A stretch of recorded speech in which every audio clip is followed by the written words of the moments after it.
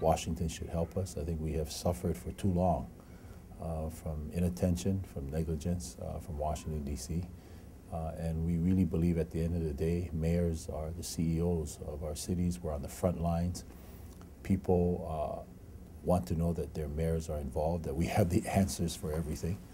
And they don't want to hear us say, well, that's a state issue, that's a federal issue. I think they'd rather hear us say, that's an issue that all entities of government are concerned about. We're working together, and we have solutions for you.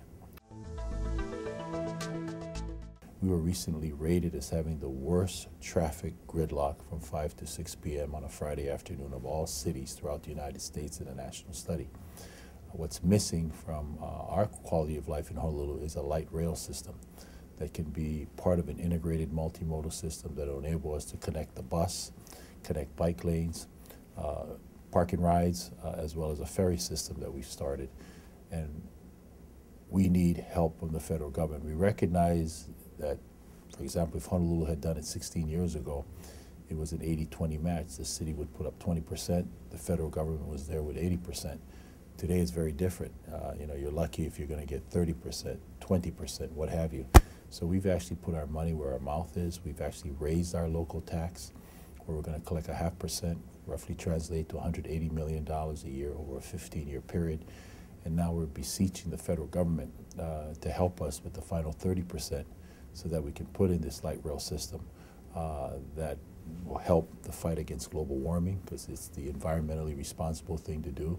It will enable us to reduce our dependence on our vehicles. So what we basically see is an opportunity for people to have choices: the bus, their bikes, walking, the boat, and being able to integrate it to a light rail system here.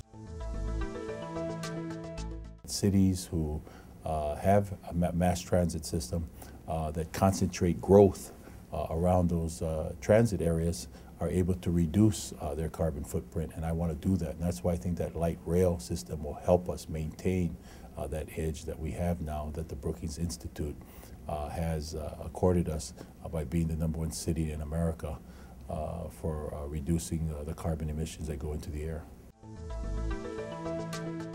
I think both presidential candidates have their strong points, but so far we've heard very clearly from Senator Obama how he intends to help the mayor. In essence, he says, you know, I want to be your partner. I want to be your friend. He's going to set up in the White House a point person to actually look out for urban issues, so that we know we can go to one person on his White House staff and not have to be bounced around several agencies. So we haven't had an opportunity as a body to hear from Senator McCain specifically with respect to his urban agenda.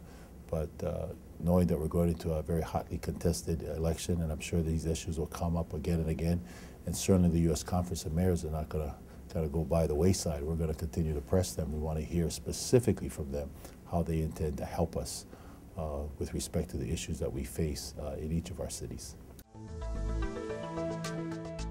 I feel Honolulu is the bridge to the Asia-Pacific region. Where are the most dynamic economies today? China, India. It's all happening in the Asia-Pacific area. So I believe that we could be that focal point that would be the catalyst for economic growth for America. We understand this part of the world.